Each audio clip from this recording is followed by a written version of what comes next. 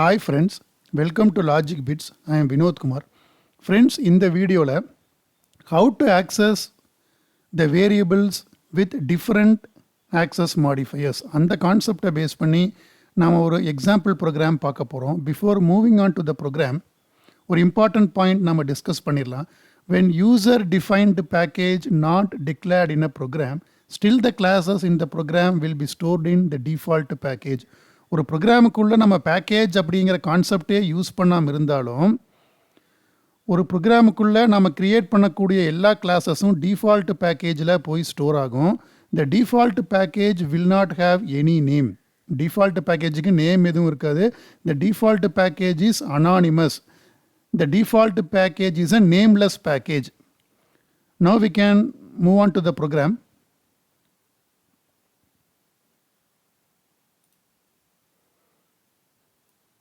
So இந்த ப்ரோக்ராமில் access அப்படிங்கிற ஒரு கிளாஸ் நாம் டிக்ளேர் பண்ணியிருக்கோம்.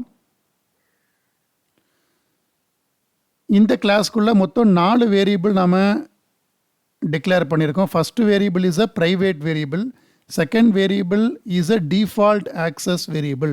The second variable is in default access mode. The third variable is a protected variable. And the fourth variable is a public variable. So இந்த கிளாஸ்க்குள்ள display அப்படிங்கிற ஒரு method நம்ம யூஸ் பண்ணியிருக்கோம். இந்த மெத்தடு மூலமாக வேரியபிள்ஸை நாம் அவுட்புட்டில் டிஸ்பிளே பண்ணுறோம். மெயின் மெத்தடுக்குள்ள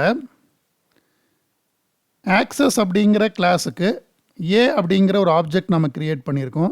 இந்த ஆப்ஜெக்ட் மூலமாக டிஸ்பிளே அப்படிங்கிற மெத்தடை நம்ம கால் பண்ணுறோம்.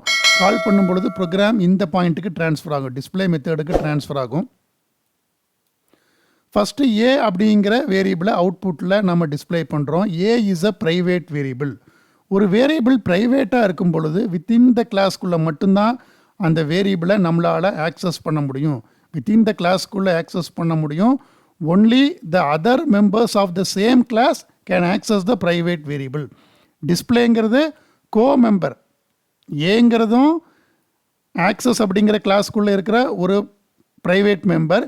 டிஸ்பிளே அப்படிங்கிற மெத்தடு co-memberஆக இருக்கிறதுனால தான் இந்த ஏங்கிற வேரியபிளை ஆக்சஸ் பண்ண முடியுது. நெக்ஸ்ட்டு பிங்கிற வேரியபிள் டிக்ளேர் பண்ணியிருக்கோம். டிஃபால்ட் ஆக்சஸ் மோடில் டிக்ளேர் பண்ணியிருக்கோம். Default variable will act as a public variable within the same package. ஒரு வேரியபிளை நம்ம டிஃபால்ட்டு ஆக்சஸ் மோடில் டிக்ளேர் பண்ணியிருந்தோம் அப்படின்னா அந்த டிஃபால்ட் வேரியபிளும் பப்ளிக் வேரியபிளும் வித்தின் த சேம் பேக்கேஜுக்குள்ளே ஒரே மாதிரியான செயல்பாடுகள் தான் இருக்கும். வித்தின் த பேக்கேஜுக்குள்ளே டிஃபால்ட் வேரியபிளும் பப்ளிக் வேரியபிள் மாதிரி தான் ஆக்ட் பண்ணும். ஸோ அதனால் நம்மளால் டிஃபால்ட் வேரியபிளை நம்மளால் அவுட்புட்டில் டிஸ்பிளே பண்ண முடியும். பியோட வேல்யூவை நம்ம அவுட்புட்டில் டிஸ்பிளே பண்ணிடுறோம். ஸோ ஒரு டிஃபால்ட் ஆக்சஸ் வேரியபிளை எப்படி நம்ம டிக்ளேர் பண்ணுறது? நம்ம எந்த ஆக்சஸ் மாடிஃபையரும் நம்ம கொடுக்கலினா அந்த variable will act as a default access variable. Next சிங்கிறது protected variable. The protected variable will act as a private variable within the same package. Protected variable within the same package குள்ள private variable மாதிரி தான் act பண்ணும்.